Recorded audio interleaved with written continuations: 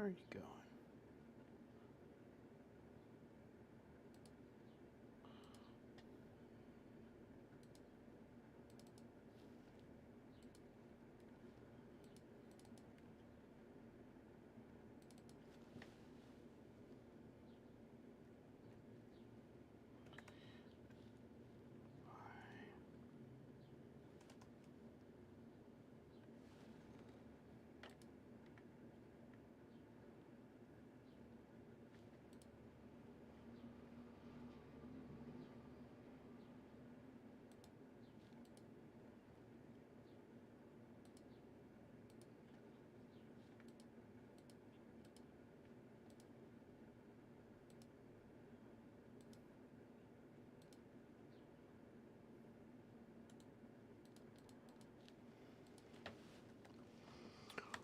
All right, I'm going to kick off our countdown here.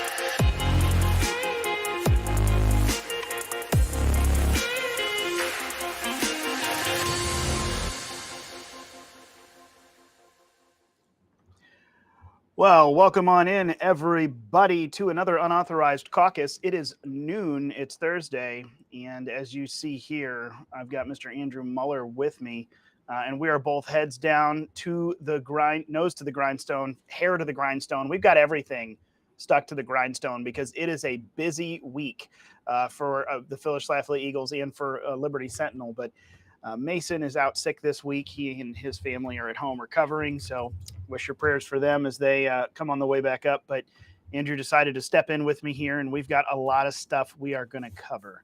So, oh boy, and I'm pretty sure, Andrew, you and I have both been on some of the same topics this week already. So that's why it was like, oh, we just throw it together and talk about it on Caucus for this audience, because this stuff just keeps like changing and morphing, and it's not going away.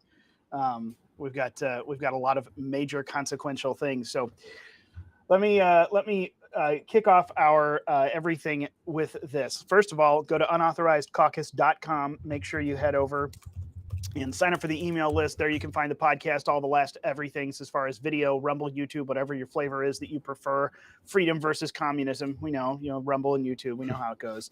But make sure you do that. And then, of course, wherever you are watching, this is broadcasting across Facebook and X and a bunch of other platforms. Like, share, and subscribe wherever you are. Send the link to a friend, because we're going to cover a few topics that have been in the news, but we're going to talk about, as always, a bigger, broader conversation, the worldview consequences behind it, what it means looking into the future. And really, again, the whole point just to grow our own understanding and our own armament of information so that we can take that, move it forward, and then make major change in America, because we have a lot of change that is needed. So make sure, like, share, and subscribe. Go to unauthorizedcaucus.com and sign up. But Andrew, I'm going to have to give you guys credit for this one. There is an all-encompassing headline on this on the Liberty Sentinel, libertysentinel.org, by the way, if you want to always see what they're doing. And I am going to have some posts from them in the redacted email after this today when our podcast goes out. But globalists get smoked in European elections while constitutionalists fight lawfare in the U.S. I can't think of a better summation of the two primary things that we have to talk about today and to go down in. Let's start, first of all, stateside and talk a little bit about it. So Hunter Biden is now a convicted felon. Is that how that works? There's not been a sentence, but are we allowed to say he's a convicted felon? That's what they say about Trump, right? Yeah, I guess you could hypothetically say it, convicted felon maybe. But, ultimately, Ryan, I know we share a similar opinion on this, is that this is a sham trial. I'm not a huge Hunter fan. I'm not a big Biden crime family fan. But this, just like the Donald Trump sham witch hunt trial, is its own sham trial, but it's not targeted at Hunter. It's actually, I think, a little bit of 4D chess from the progressive left to justify and really authenticate Trump's trial, to say, look, we're not just going after one political party here. No one is above the law, including the current president's son, Hunter, who, look, we are going after for his own crimes. So, stop all this nonsense about two-tiered system of justice where we treat, the people within the establishment one way and then you radicals on the other hand. No, everyone's equal here. And this is perfectly illustrated by Trump being, prosecuted through this verdict, and then Hunter's verdict. But ultimately, the reality is, I think also this is cover for the Biden crime family. It's not just trying to prove that we have a fair and balanced system, which we don't. That really, if they can do this, get Hunter on the gun charge, and it's probably worth noting what this charge is. It's that when Hunter went to go buy some sort of a Colt revolver pistol, I believe it was, he lied on the form and said that he was not a drug addict, that he had not consumed drugs in X amount of months, that basically he was clean and clear to be able to, of sound mind, operate a firearm, which of course was not true. He was on drugs, particularly cocaine. So that is the charge. And it is a true charge. It's something that probably should be prosecuted. However, when you look at this in light of the Burisma Holdings situation, where you had President Biden, who was vice president at the time, calling off Ukrainian investigators who were looking into Burisma Holdings located in Ukraine, of which Hunter was on the board. And you had this total quid pro quo, which really seems like a money laundering scheme, where you had the vice president's son on a board of an oil company, which is making tons of money. The vice president is then fighting off people who are looking into the company for wrongdoing. That, to me, seems like a much bigger problem to go after. Of course, it hasn't been prosecuted, and I doubt it will be.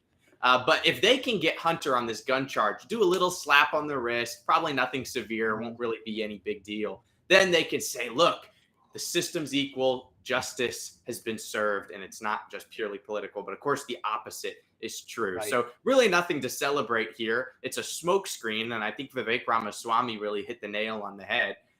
He used a different word, but he said, so stinking what? Hunter's been accused of a, gun crime here. They got him on a guilty verdict. It doesn't matter. This is a smokescreen, and we have to look past it.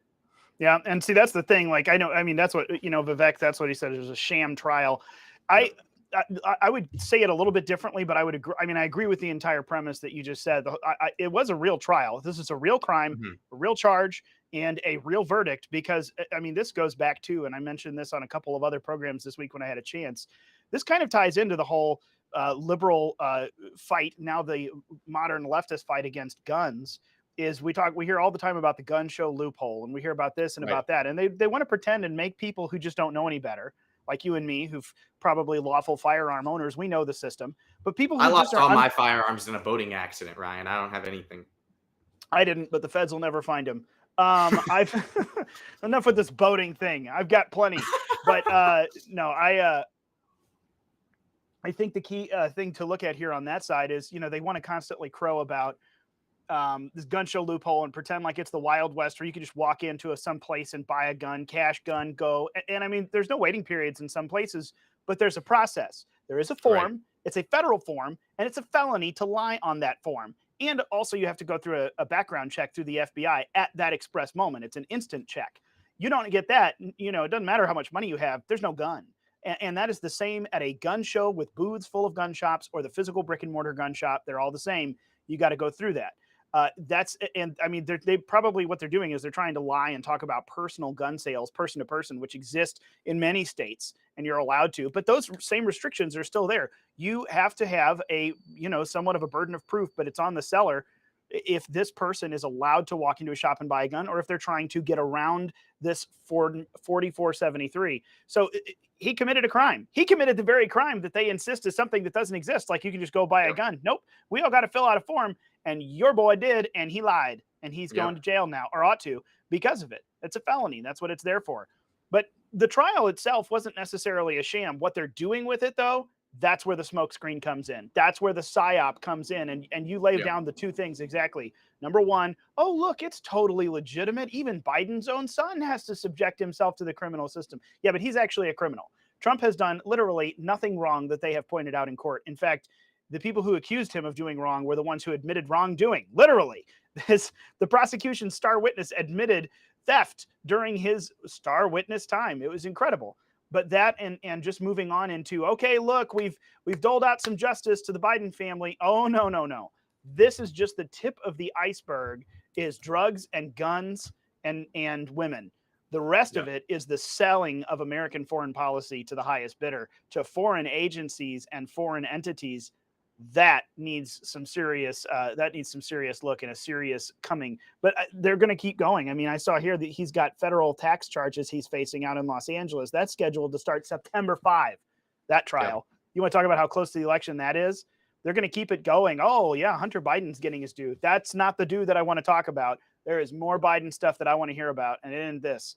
So that is absolutely, I think you're dead on here. It's a smokescreen. But here's one of the other things I'm wondering. What do you make of, and this just happened yesterday, the House voted razor thin margin to send a criminal charge for contempt. Well, yeah, criminal charges against Merrick Garland. They sent it to the DOJ, his own DOJ. It's kind of funny because it's not going to go anywhere. But he flat out is refusing to provide something to them from a special counsel investigation. And I mean, with the same thing, we got Mayorkas, who over and over again, we look at impeaching, has flouted subpoenas from Congress. Hunter Biden flouted a subpoena from Congress. And guess what? Peter Navarro is sitting in jail right now because of supposedly ignoring a subpoena, a contempt of Congress charge. Steve Bannon's going to jail on July 1st for the same thing. Why isn't Hunter going to jail? Why isn't Mayorkas going to jail? Why isn't the Attorney General Merrick Garland himself going to jail? There is no balance in this system. Everyone's subject. I think that to me is the number one thing I'm talking to people saying, no. Look at this. They can try to prop up Hunter as a justification for Trump. But what about Bannon, Navarro? And then let's name the list of current government officials who have completely ignored congressional subpoenas and nothing has happened. Do you think we've got any recourse or any ability to actually move the ball along there? Or is the House and anyone in federal power who's conservative, big giant air quotes, are they just spineless and useless to us for this? Probably the latter, unfortunately. But it is interesting. Merrick Garland's only the third attorney general in U.S. history to be held in contempt of Congress. But you kind of alluded to what they were holding him in contempt of. And really, it was GOP lawmakers who were going after Garland in this way through the contempt outlet for refusing to fully comply with a congressional subpoena, which was issued as a part of their probe into special counsel Robert Hur's decision to not charge Democratic President Joe Biden with any crimes and then, of course, Hur, not Ben-Hur, Robert Hur is a different Hur, had done some interviewing about Joe Biden and the whole classified documents case. You remember the old Corvette in the garage story. And they said, oh, we're not going to give this audio. We're blocking the release of this audio. Merrick Garland was, of course, a part of that block because they said it was their executive privilege as Biden would exercise to be able to protect these tapes because Republicans would just clip up the audio for sound bites and use it for political purposes, which is actually kind of interesting, Ryan, where you've been caught doing something and then you say, well, we're not going to give the tapes into the investigations because my opponents are going to be able to use the guiltiness that I've pretty much admitted in the tapes, I'm assuming, against me. So for political purposes, in the name of political purposes, I'm not going to release these tapes for political purposes. So it's kind of a contradiction in and of itself. But they didn't release these tapes, that's what they're holding him in contempt of. Oh yeah, and let's be clear. There are untold goodies in these tapes. I am quite sure. Oh, yeah. Admissions of guilt, who knows?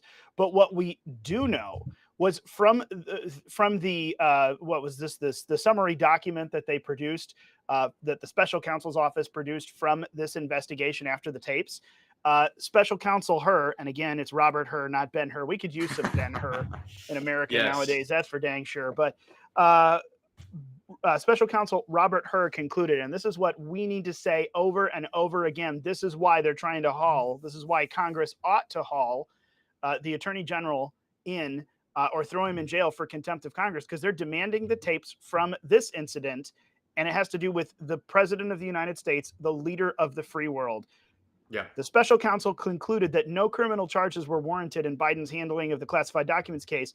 But in the process of it, he said that this 81-year-old at that time president presented himself, quote, as a sympathetic, well-meaning elderly man with a poor memory. It would be difficult to convince a jury that they should convict him, by then a former president well into his 80s, of a serious felony that requires a mental state of willfulness. That's the dude with the nuclear launch codes? That's really the guy. No wonder they don't want these tapes out, because even if he doesn't actually admit some sort of guilt on a crime, that alone is essentially like 12 nails in the coffin that apparently Joe Biden is already dead and laying in, at least according to special counsel Hur. And yet we're going to prop this guy up and run him for president again? No way. No way. So this is exactly why they're hiding this.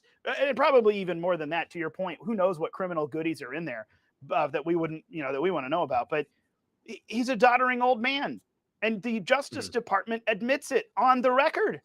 Yeah, throw him in jail if he won't bring those tapes in and talk about it. I mean, this is a cover up, the likes of which we haven't seen in a long time in American politics. I'm not going to reference, any specific conspiracies, because you're deep into all of them, and I will make some sort of, whether I reference JFK or Watergate, you're kind of probably say, oh, well, actually, because you've done quite a bit of research on both of these topics. So I'm not going to go there.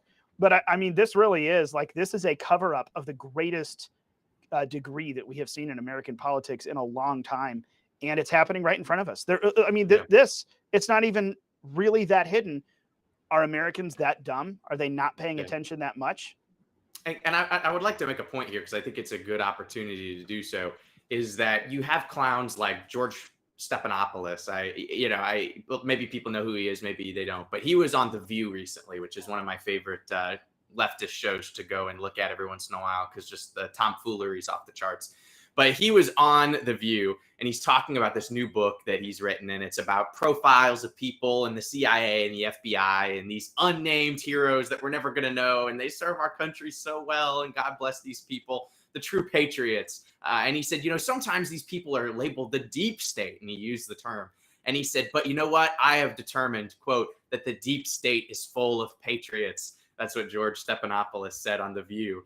And he goes on to talk about how these people don't do anything for political purposes, and that they're an apolitical entity that just goes after the good of the American people.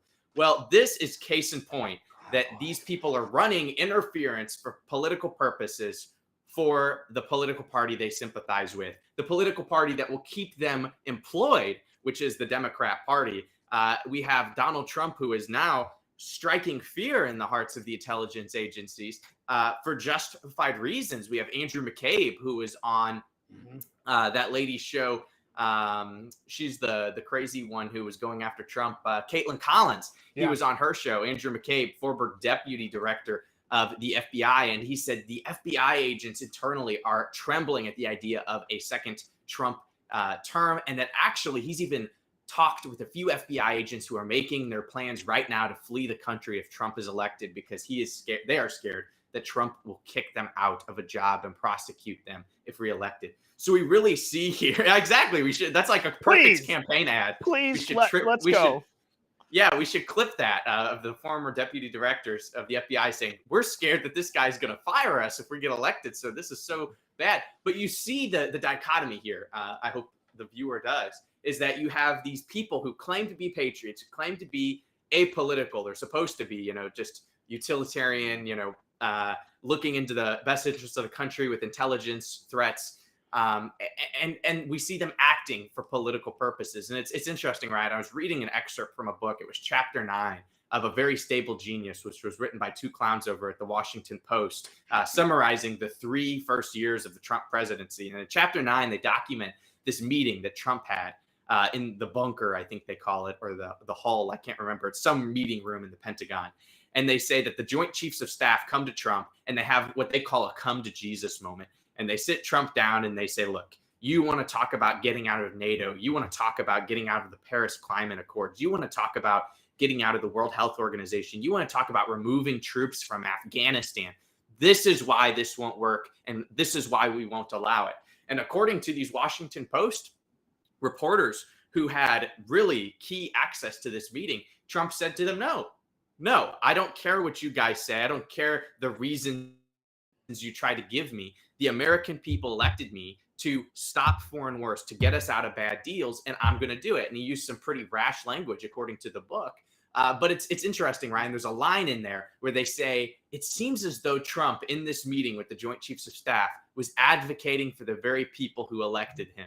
And it was like this shock statement, like, how dare he advocate for the people who elected him? And it really is a novel idea for them. I mean, it is. It's like, wait, you're actually thinking about the people? How dare you? You need to be thinking about the bureaucracy.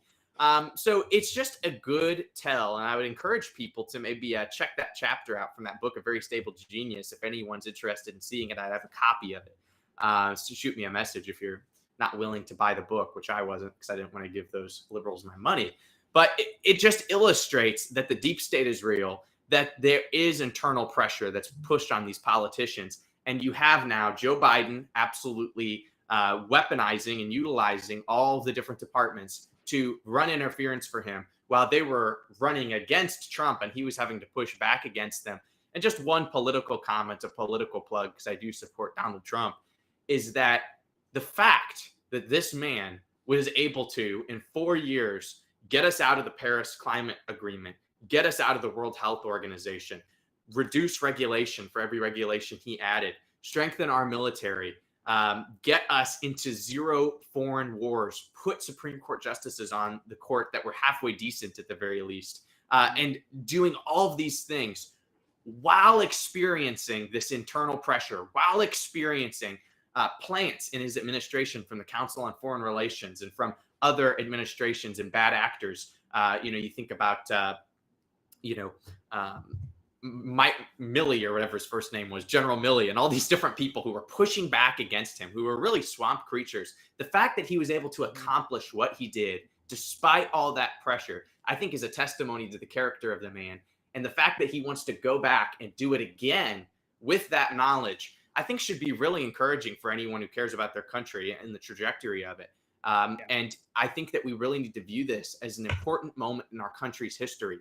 And I think we can talk about the European elections. This would be a good pivot into this, because we're at a specific moment in the world right now where everything has been boiling up. The climate change propaganda, the election fraud, the weaponization of justice, the mass migration. I think people are ready for a mass change, but it needs to be quick and it needs to be organized. And somebody with the background of Donald Trump, who's been there, who knows how it works, who knows who to trust, who doesn't know how to trust, who's already sat through the come to Jesus moment with the chiefs of staff at the Pentagon, who knows what they're going to say to him, knows the tactics they're going to pull against him to try to get his agendas not even implemented at all, or at least to slow them down or subvert them. He knows this, and he's not like a godlike figure. I'm not communicating that, but he's seasoned and he's experienced. And if we, the people, can make this election too big to rig, we all show up and vote. We encourage our friends who are gun owners to vote. We encourage our fellow evangelicals to vote, our Catholics to vote,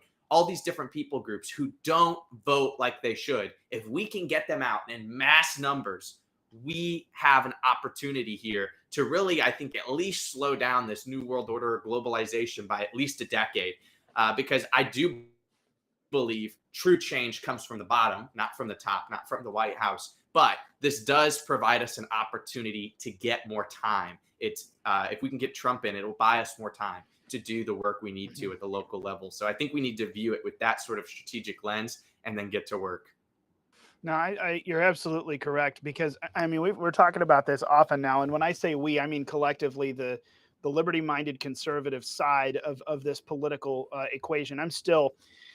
We haven't talked in a few weeks on this program. We've had Mason here constantly, but we've been batting around this moment in history calls for some sort of redefining of terms. Not redefining of terms.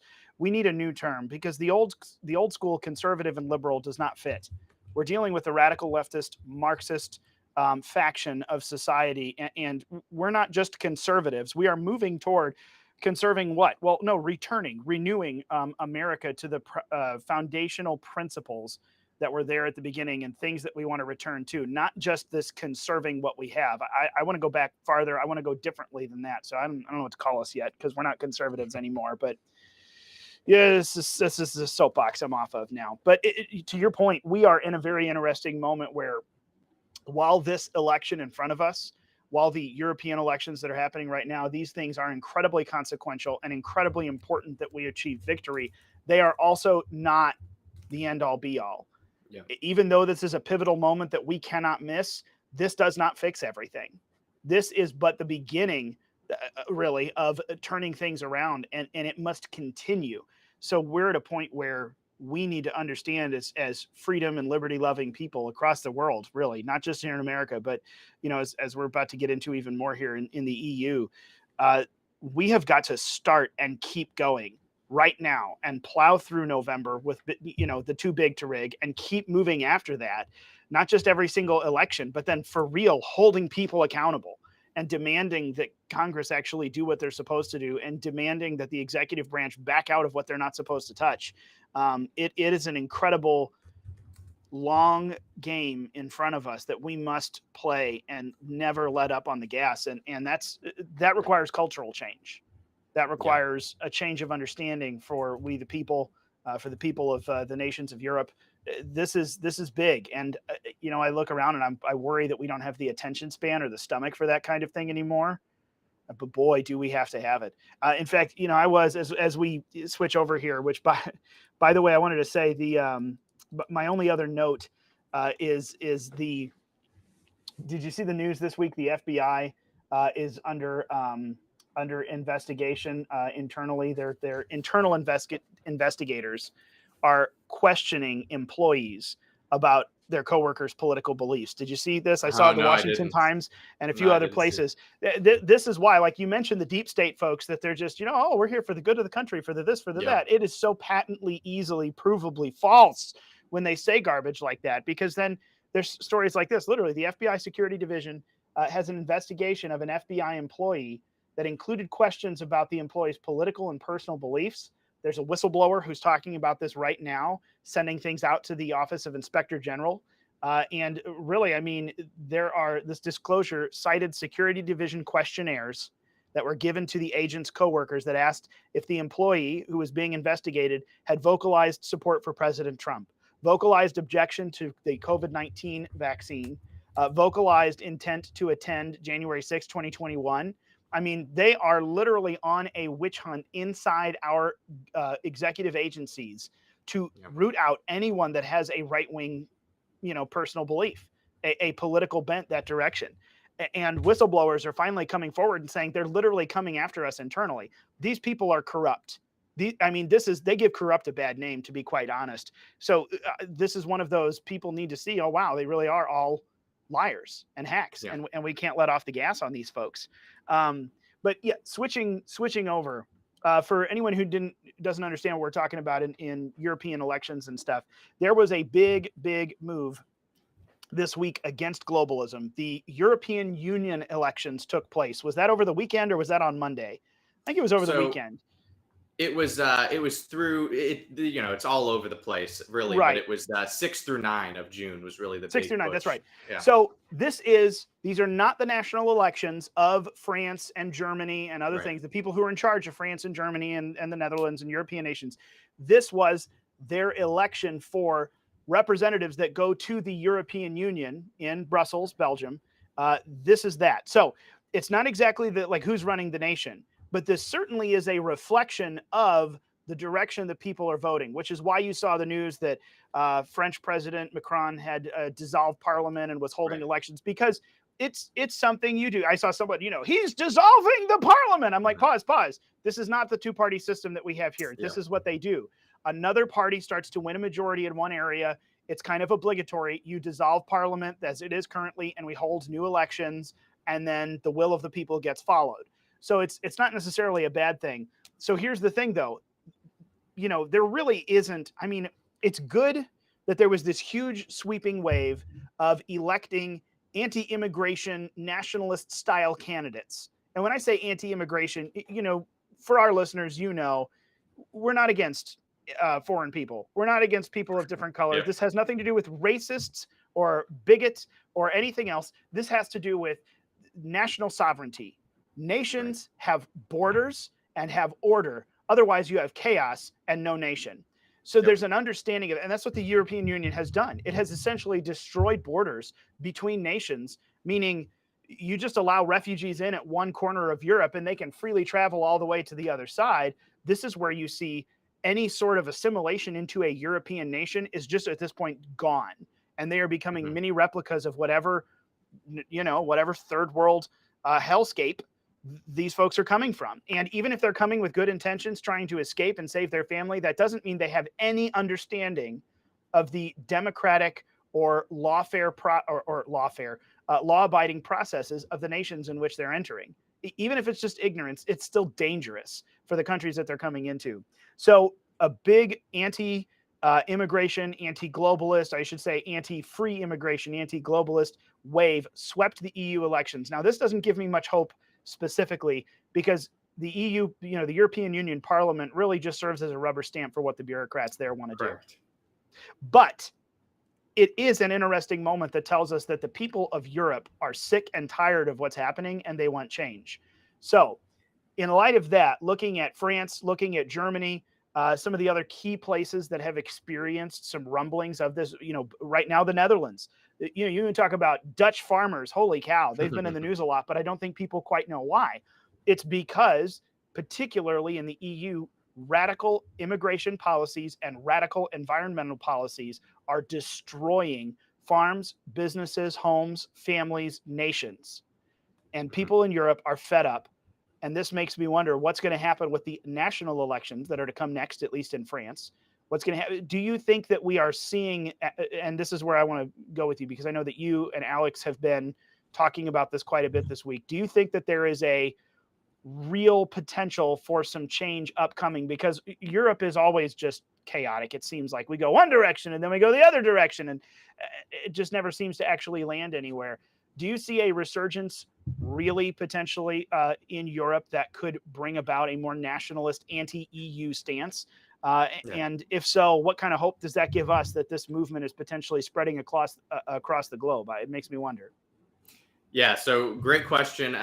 For the definitive answer, I think people should go and check out libertysentinel.org and see Alex's interview with Glenn Beck that aired yesterday morning on this very topic. Alex lived in a handful of European countries, gives a good 12, 13-minute analysis of it.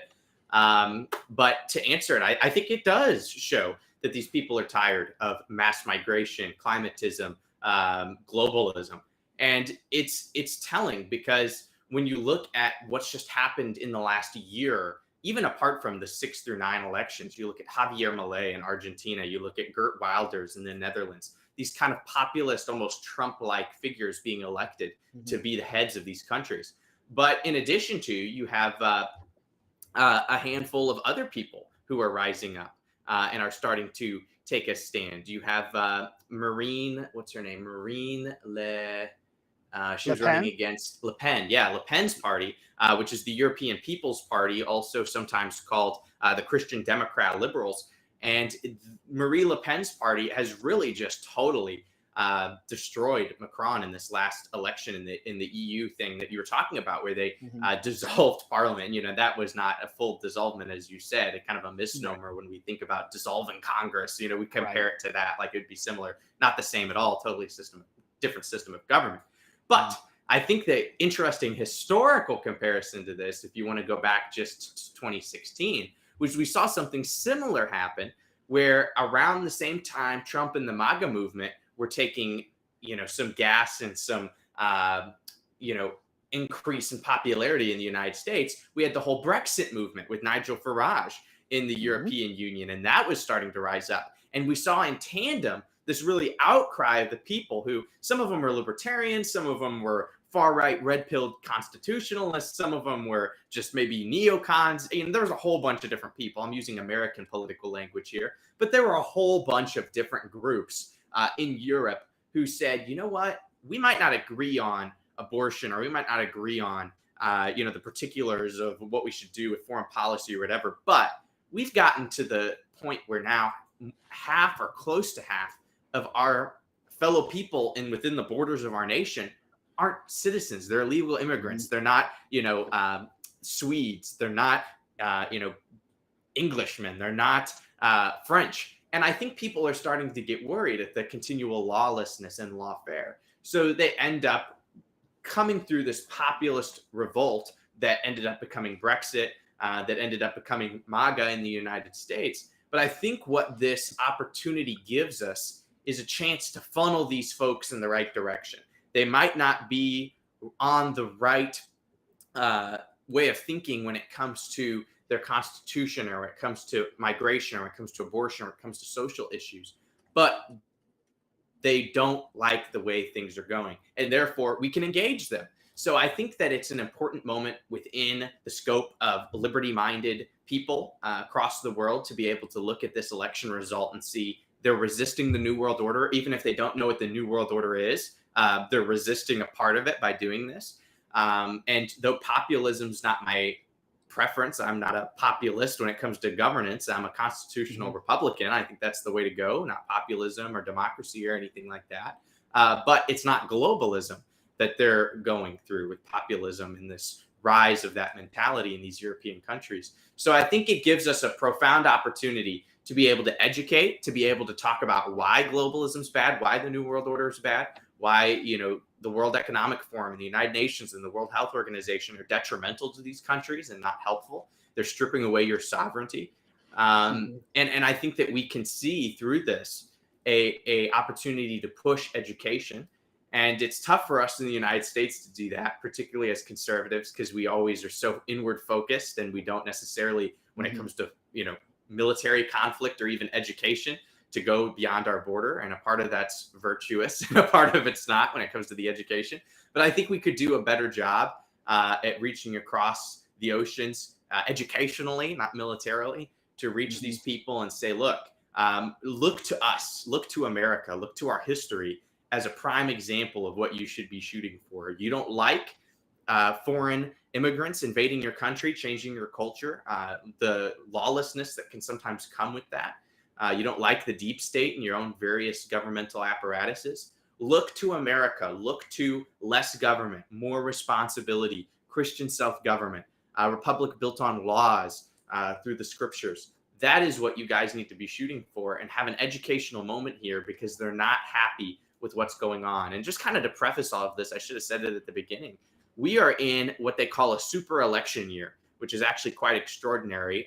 60 countries across the world are going to be voting this year in elections. That's 2 billion voters. Approximately a quarter of the world's population are going to be heading to the polls this year.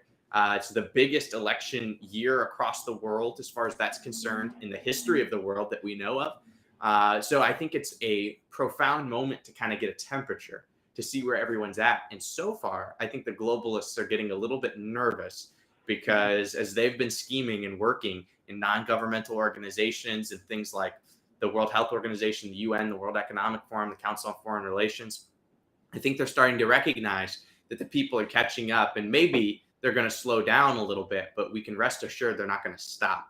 So while the results might be encouraging in these elections, they might be indicative of an uprising in more common sense populism, which is a start towards you and I, our way of thinking. We have to view it as just gas in our engine to be able to continue on educating people about the truth, and hopefully we can do it. But this is going to be a profound year, Ryan, to look around the globe and see what people are up to and what they're thinking. Yeah, you're absolutely right. I mean, we were just talking, I think it was last week, Mason and I covered Ireland is at a boiling point now. They've got, over the last 20 years, their number of immigrants has more than doubled. And the population, and when I say immigrants, what I mean is non-citizens, non-Irish citizens. And that is the number hopped from like 11 or 12%. It is now over 22%. Nearly 1/4 of Ireland isn't Irish. And I mean, again, this has nothing to do with the color of their skin or their heritage. This has to do with their citizenship and participation in the nation of Ireland. Nearly 1/4 is not Irish. And frankly, the numbers in the US are kind of staggering as well when you start looking back on it. I've got solid numbers back through up through 2018, but our immigrant population was up to 13.5% at that point, which was a fourfold increase from 1960. Already absolutely massive. Immigrants accounted for 5.4% of our population. And it is just skyrocketing even more the last few years. So this is, you want to talk about globalists having their way, destroying the nations of the world and folding everyone into big divisions of governance that they control. This is one of the ways that they have found great success, both in Europe, both in America. And it is absolutely devastating to us. We're about to have it, but it's turning around on all of the different fronts. A lot of their things are a lot of their messaging points, the crises that they have manufactured are dying. The immigrant asylum crises in Europe, people are getting sick of it because European cities are being torn apart by folks who don't understand anything about Western values. And again, this is the way that it is. Europe is getting sick of it. They're getting sick of the climate stuff. We talked with Greg Wrightstone earlier this week, who's the executive director over the CO2 Coalition. He's got 2 great books, Inconvenient Facts. Love it. A play off of Al Gore. Inconvenient Facts. And he has a new book called A Convenient Warming. And he and a bunch of scientists who get shut out by the mainstream of scientists communities because they say this man-made global warming destroying the planet. This is a hoax. Man-made climate change destroying us is a hoax. That is not even remotely close to scientifically accurate. Let's look at the data. Well, his book is getting translated into Dutch and was being released this week in the Netherlands. And he was headed up there for a week. And he said, it's just incredible. Dutch farmers are done. They are done. And they want information because they're sick of the climate crazies in Europe. So it really is a turning point. But to your point, this is a starting point that we have to latch onto. And we are going to get a little bit of a sense this year what people's appetite is for it. My only hope is that we can keep going because it's absolutely necessary. It's incredible. The moment that we are in is absolutely incredible. And it is a must that we mash the gas and not let up on it because these folks have worked for decades.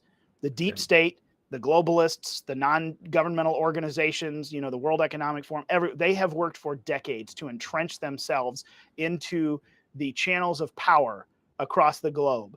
And we are not going to undo it in 1 or 2 or even probably 3 elections. So I see someone here on Facebook was making the point, that Trump 2.0 should be better. I'm going to say he has to be better because he's learned a lot about politics and government. I hope he comes in just ready to trash everything and throw people out, throw them in jail, fire people, shut down government agencies wholesale. Maybe a lame duck Trump who knows better this time would be exciting. That'd be nice. Yep. You don't have to get in. You don't have to get in anymore. But let's hit one more topic here before we go. I want to make sure that we give coverage to it since it's literally just coming out today. We might not actually have a whole lot to talk about, but the Supreme Court this morning unanimously delivered a refusal or an uphold. We'll say the Supreme Court unanimously this morning delivered an opinion upholding the FDA's allowance of the abortion cocktail drugs. Mifestoprone, is it mifestoprone? Whatever it is. Drug names are terrible. They're absolutely terrible, folks. But I was looking at it here. You know, we've challenged the FDA's fast tracking of this pretty lethal cocktail of drugs that are essentially Planned Parenthood's new mail order abortion pills. And it's a combination of two different drugs, I believe. But that's what this is. And they have fast tracked it. And there were a lot of processes skipped. So people were fighting it. This actually, I think this lawsuit kicked off 5 months after the Dobbs decision was released in 2022. So this has been fighting a while. And today we got a pretty nasty hit against the fight against those drugs when the Supreme Court unanimously upheld their use and said, no, it can go forward. And I think if I'm not mistaken, I'm looking for it now. This was delivered on the grounds that the folks who brought the lawsuit didn't have standing to do so. There was no legality to it. What have you seen about that? Or have you looked at this issue at all yet today, Andrew? I know that this one is just unfolding. Yeah, I haven't looked at it, Ryan, so I really can't say anything super intelligent about it. But I would be comforted to know that we finally have a little bit of accountability here for big pharma and some of these drug companies. Unfortunately, the only person who's really been talking about it is Robert F. Kennedy Jr., which, despite my disagreement with him on many things, I greatly appreciate his stance on that. So hopefully that this will be a starting point to that discussion and be able to go down that further. But I don't know much on the particulars. Mifepristone. I was close. But yeah, this is the Supreme Court ruled Thursday. This is early this morning. Anti-abortion rights medical groups don't have standing to challenge the legality of abortion drug, delivering a win to abortion rights advocates. So first of all, let me say, for anyone who is watching this issue, to our listeners here, this does not end the legal battle over the abortion pill's future. This is still going to go on. States are likely to hop in next. In fact, I think there were already 3 GOP states that were about to continue the battle, and we'll see what happens there. But this was a reminder to me, because this is a unanimous decision that came down. This is the court that gave us the overturn of Roe v. Wade. So we know that they're not afraid to get in and get their hands dirty and do drastic things, even if it means knocking abortion back. They've done it. So for the court to rule unanimously, for Clarence Thomas and Justice Alito, both of whom have just been, honey badger don't care recently, this tells me that this isn't so much poo on the court for not getting, well, we didn't do this the right way. You have got to come with the right person, the right standing, and the right argument in front of the Supreme Court if you want to get the result that we need to get. That is what happened with Dobbs v. Jackson. The right people brought the right case and asked the right questions, and they, in fact, were able to challenge and get overturned the entire framework of Roe v. Wade. Because the court, if it's operating contextually inside its legitimate function of interpretation, we want our originalists to give narrow and not broad sweeping declarations of law. We don't want that, right? Well, if you don't come in the right standing or ask the right questions, we're going to get answers we don't like. The more that I look at this, it feels like this is not so much a time to complain about the Supreme Court. This is our time to say, shoot, we got to do this better. We must plan. Conservatives must be organized. And if we're going to be filing suits that take years to get, through the system all the way up to the Supreme Court, we better darn well be doing it the right way with the right pieces in place, or we're going to get answers like this that start us back to the drawing board. So that's just from what I'm able to read about this situation. That's where I think we are. So I'm not going to be running out trash in the Supreme Court, because this one seems like we did it wrong. We went the wrong way around and had the wrong people asking this question, and it got shot down because of it. It is a very dicey situation. And you know what? We want government to work slow. We want government to have to grind against each other. And that is how it works well. When the wheels are greased, we see what happens. Political opponents get thrown in jail, and they stay there before anyone knows what's going on.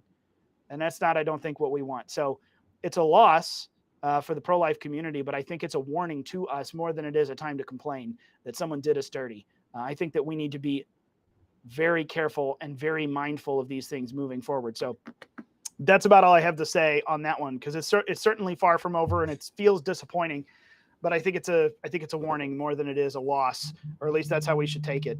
So that's that. I figured since it's breaking news, we ought to at least address it for the sake of our listeners and viewers. But that's it.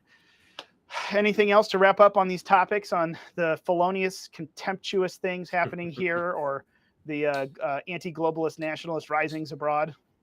Yeah, just I think a few solutions, I suppose, to leave people with some action items is that the best thing we can do in the super election year is have access to good, solid information. I think that's probably one of the most important action items, is make sure wherever you're getting your information, you're getting it from good sources, that you're going to, Phyllis Schlafly Eagles, you're checking out their stuff, getting the Wink email, that you're going to libertysentinel.org, subscribing to Alex's mailing list on Substack for free, that you're going to thenewamerican.com, that you're visiting other places like the Epic Times, like Breitbart, Gateway Pundit, pick your poison, whoever you want to go to. But go and check out a plethora of news sources. Don't just camp down on one, even if it's one of the good ones like the New American or the Liberty Sentinel. Check out a whole bunch of different platforms and a whole bunch of different news sites to be able to know that what you're reading is at least a full picture of a subject, or closer to a full picture. And then share that stuff. I've said on this program before with Ryan that we need to have a challenge where every time you read an article, you share it with somebody. Every time you read a book or a column, you think about it and have a discussion with somebody on that topic. We can't just echo chamber ourselves and consume all of this information and then keep it to ourselves. It's pointless.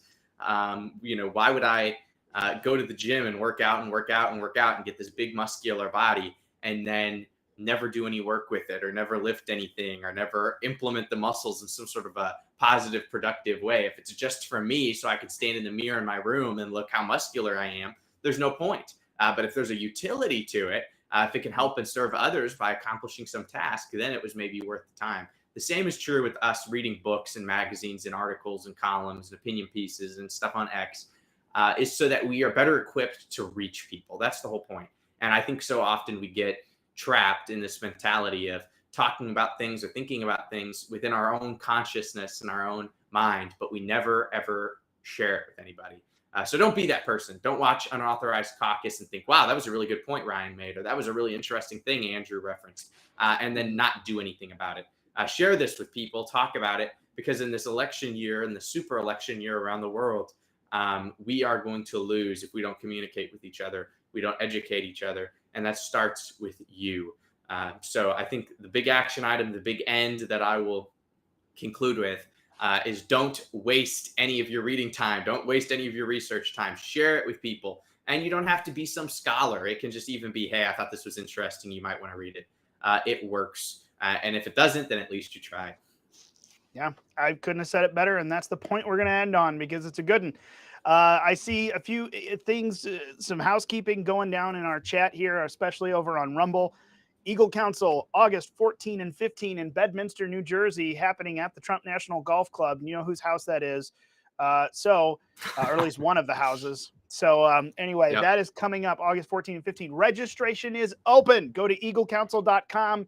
Big red buttons. We will have speaker announcements and all sorts of specifics that are falling into place. Obviously, we're still looking forward to our Collegians event, which will be broadcasting from Washington, D.C. at the end of this month.